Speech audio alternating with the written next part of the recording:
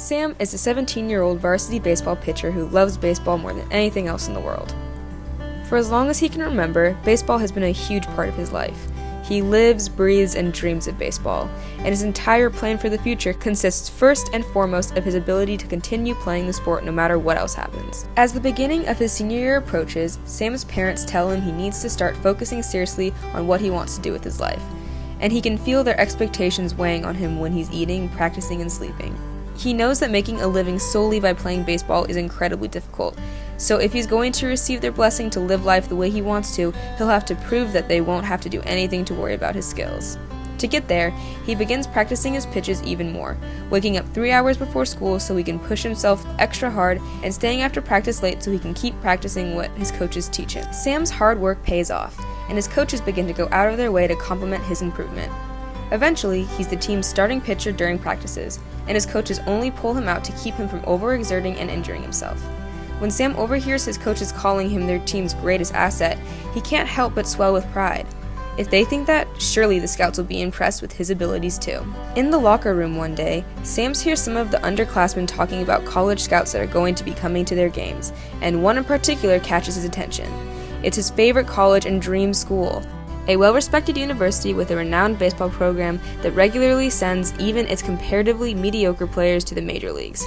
If he can just convince these scouts of his skill, Sam knows he'll be set for his life's plan. The scouts are coming to the third game of Sam's season, so Sam spends the first 2 games honing his abilities and getting used to the pressure. He doesn't pitch for many innings, so he can conserve his energy for the game that matters. But for the one he does play, he pitches practically perfectly.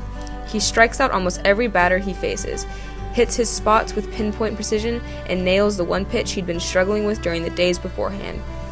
Whenever he returns to the dugout, he looks up at the bleachers to see his parents beaming at him, looking proud and satisfied. However, as the third game draws near, Sam grows more and more anxious. His whole future is riding on his ability to play well in this game. There's so much that could go wrong. Sam's head spins when he starts to think about it.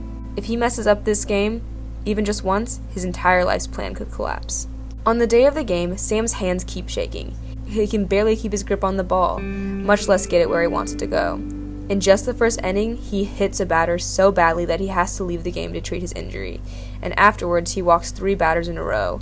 Sam gets desperate and begins pitching recklessly, nearly hitting 2 more batters and the home plate umpire, and throwing a wild pitch that allows 2 runners to make it home. A 4th walk is the final straw. His coaches call him back to the dugout and send a backup pitcher in to try to save the game. It's the right move, but Sam is completely humiliated and ashamed. From the dugout, he hears the scouts say that they cannot afford to bet on such a reckless player, even if he has a lot of talent. They are looking for someone skilled, like his record suggests he is, but who is calm and collected and can assess the situation, determine the best play, and execute it well, without succumbing to pressure or fear. Sam feels his heart sink lower and lower. The ideal player they're describing would normally be him. When he gets home that night, Sam is absolutely heartbroken. Even if he gets to play again later in front of other scouts, his high school record is permanent and the warnings of his control issues will spread to other schools. He allowed his anxiety to get in the way, and now his dreams are shattered.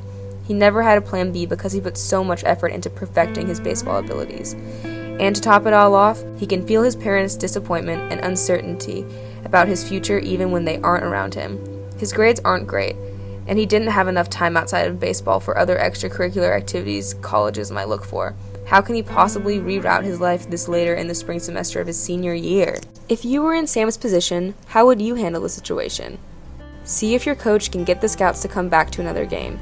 If you can show them how serious you are about the sport and that the game was a one-time fluke, they might reconsider your fit in the program.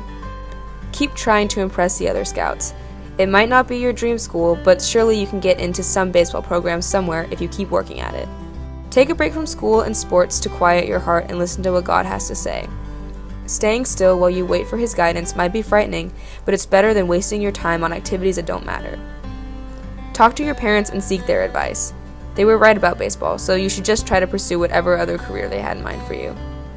Pull out of baseball altogether and try to find other things you like. You can still figure this out if you just take time to find yourself and don't keep chasing a dead-end dream. Think about why you chose your answer. Is there a better response you could have chosen? Which response do you think would be the least effective in resolving the issue?